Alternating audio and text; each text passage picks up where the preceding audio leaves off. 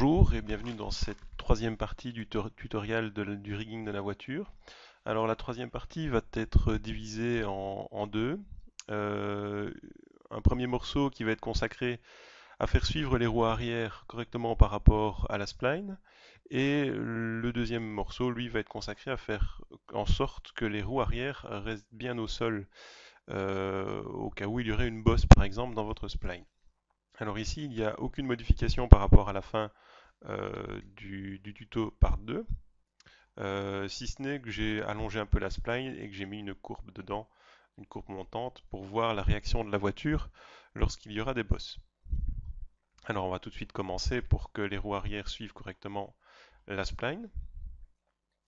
Je vais faire quelques petites modifications au niveau du rigging de la voiture. Je vais juste ajouter des helpers entre d'autres helpers au niveau de la hiérarchie. Alors le helper que je vais ajouter va se trouver au milieu, ici, juste à la verticale du helper principal qui nous permet de déplacer le véhicule, mais il va se trouver juste entre les deux roues, à la même hauteur que les deux roues. Alors je vais carrément aller chercher un nouveau helper.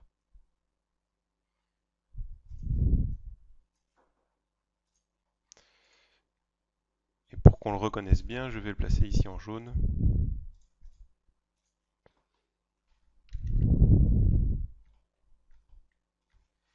Voilà, je vais donc lui demander d'être aligné par rapport à ce helper-ci.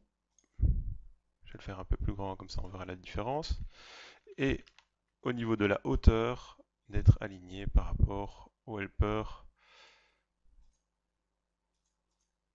des roues.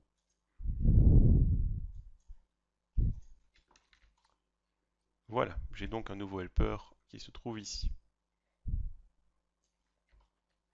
Je vais le dupliquer directement et aligner sur sa copie pour en avoir deux. Voilà. Et celui-ci, je vais l'afficher en rouge pour bien faire la différence. Ce sera assez important.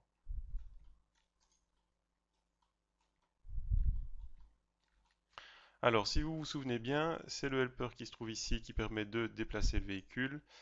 Et c'était ce helper-ci qui permet également de déplacer la totalité du véhicule qui était directement lié. Maintenant, je vais créer un intermédiaire. Cet intermédiaire, ça va être le helper. Je vais prendre le helper jaune.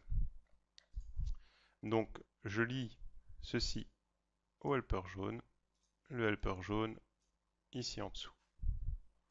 Donc maintenant, lorsque je déplace mon véhicule, ça se passe comme ceci.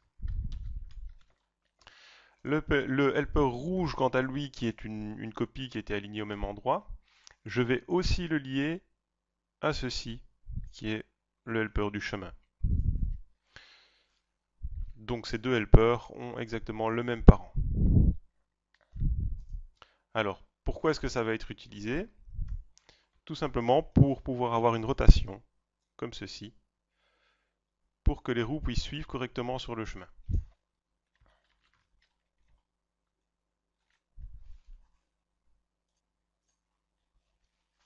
Alors je ne vais pas utiliser un système de rotation, je vais utiliser un système de loquette. De loquette vers quoi? De loquette vers l'arrière, pour qu'il y ait une sorte de retard au niveau des roues arrière. Donc sur un véhicule, les roues arrière ont tendance à couper la trajectoire des roues de devant. Donc ici, je vais placer le même système que celui qu'on avait placé à l'avant pour gérer la rotation des roues, avec le slider qui me permet de gérer, cette fois-ci ce sera plus l'avance, ce sera le retard de mes roues arrière. Alors histoire de pas trop se compliquer la vie, on va juste replacer un helper, manipulator de type slider. Je vais directement lui mettre un label, retard.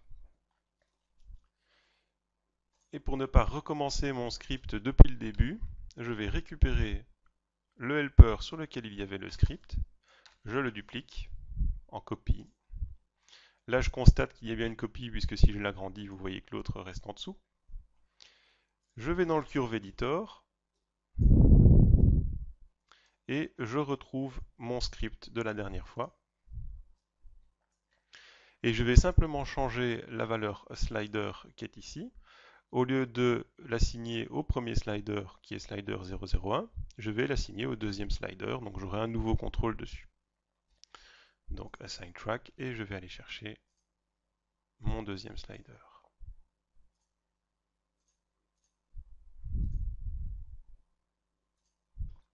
Vous voyez donc qu'il se remet ici. Si je passe en mode manipulate, je peux donc gérer son avance. En l'occurrence, ce que je veux ici, ce n'est pas une avance, mais bien un retard. Il suffit donc dans, dans l'équation de remplacer le plus par un moins.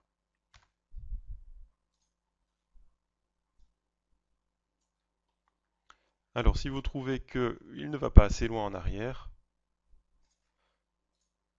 vous changez tout simplement la limite de votre slider. Moi, ici, je vais la faire passer à 200.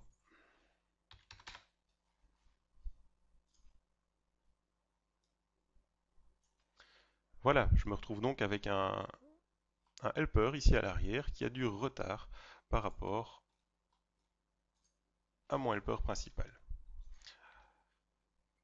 Par souci de facilité, je vais créer des clés d'animation, comme ça je ne devrai plus sélectionner à chaque fois mon helper principal lorsque je veux voir si ça fonctionne correctement.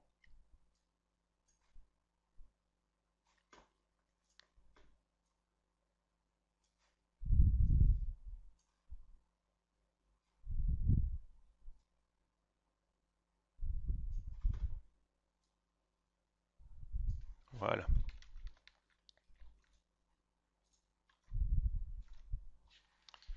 Donc vous voyez lorsque la voiture avance que le helper qui est ici à l'arrière a bien un retard.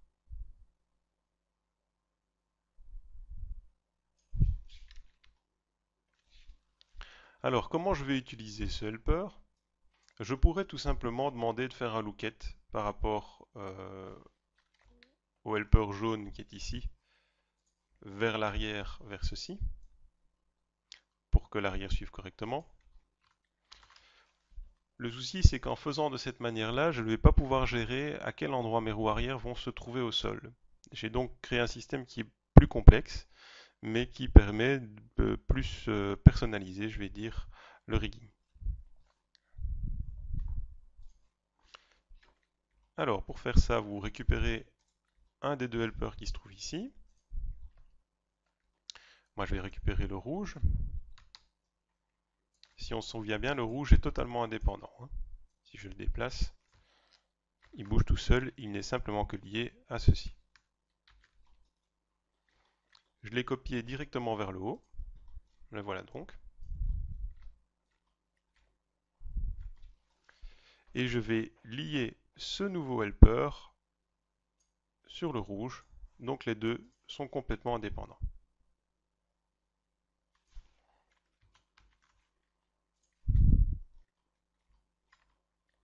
À quoi ça va me servir? Ça va me servir au niveau du helper jaune qui lui contrôle toute la voiture.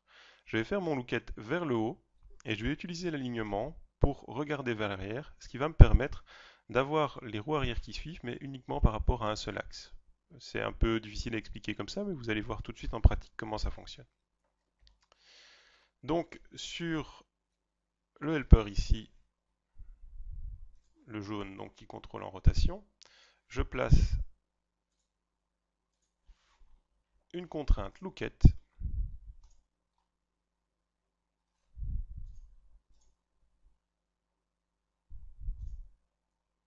vers le haut. Une fois que vous avez placé la contrainte, n'oubliez pas bien sûr de retrouver le bon axe. Donc en l'occurrence ici, moi c'est Z.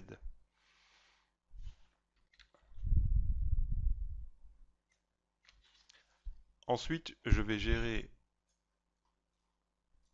le Select Upnode ici. Donc je décoche World, Select Upnode, je clique sur le helper qui se trouve à l'arrière qui me permet de gérer les roues arrière et je le mets en mode Lookette.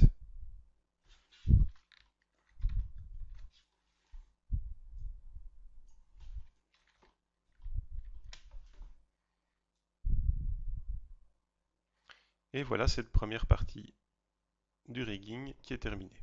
Alors ici, j'ai des tournants qui sont un petit peu violents, qui sont limite pas trop réalistes.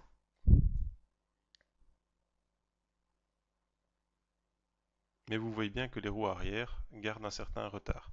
Maintenant, si vous n'êtes pas content du résultat, n'oubliez pas que vous pouvez gérer le retard.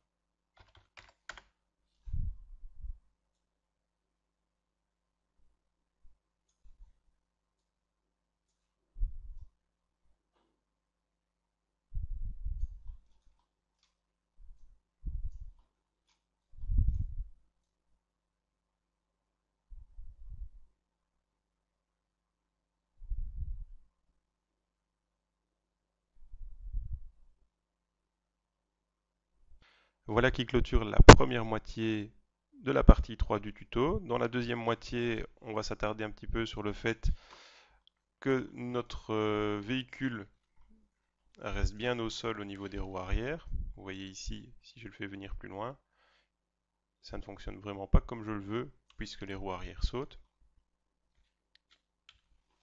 On va aussi faire une petite modification sur les roues avant pour qu'elles ne tournent pas autant. Par défaut, ça tourne un petit peu trop, même en gérant l'avance correctement.